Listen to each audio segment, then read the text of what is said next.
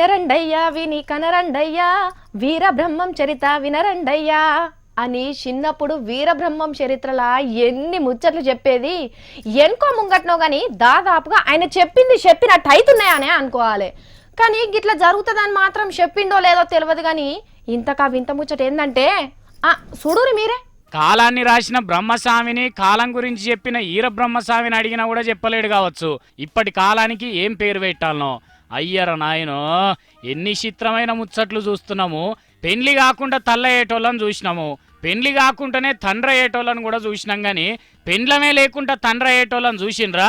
ఇగో హిందీ సినిమాలు తీసే కరణ్ జోహార్ అనే సార్ గట్లనే తండ్రి అయ్యిండు. ఇద్దరు కవల పిల్లగాండ్లని అన్నాడు. అంటే ఆల్లేదు సూల్లేదు, కొడుకు పేరు యశు, బిడ్డ పేరు రూహి అని పెట్టుకున్నాడు కరణ్ సారు. పెండ్లాన్ లేదు కాబట్టి కరణ్ సార్ను కన్నా అయ్య వాళ్ళ పేరు కలిసేటట్టు పెట్టుకున్నాడట. గదే సరోగసి అంటే అద్దె గర్భం పిల్లగాండ్లని కొన్ని ఏండ్ల కానుంచి నడుస్తున్నది కదా. నిజానికి తెలివెందుకు దొరకబట్టిండ్రంటే పెండ్లానికి పిల్లలు పుట్టే భాగ్యం లేనప్పుడు, గర్భసంచికి ఇట్లా ఖరాబ్ అయినప్పుడు భార్య కడుపుల పిండాన్ని తీసి ఏరే తల్లి కడుపులో పెట్టి పెంచుతారు.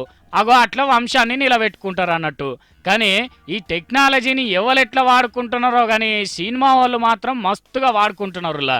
కడుపుల బిడ్డను కంటే వచ్చే తిప్పల తప్పించుకోవాలని చాలా మంది గిదే రూట్ వాడుతున్నారు.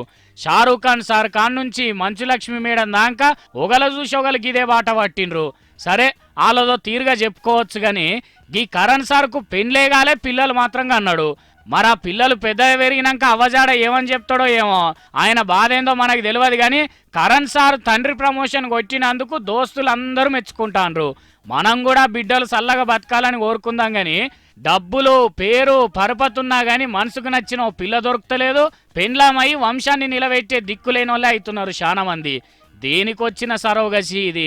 ఎంత ప్రేమ గురిపించినా 9 నెలలు కడుపుల మోసి నొప్పులు అనుభవించి కన్నంత ఆప్యాయత వస్తుందా అని అమాయకంగా అనుకుంటున్నారు పల్లెటూళ్ళ పొంట తల్లులు.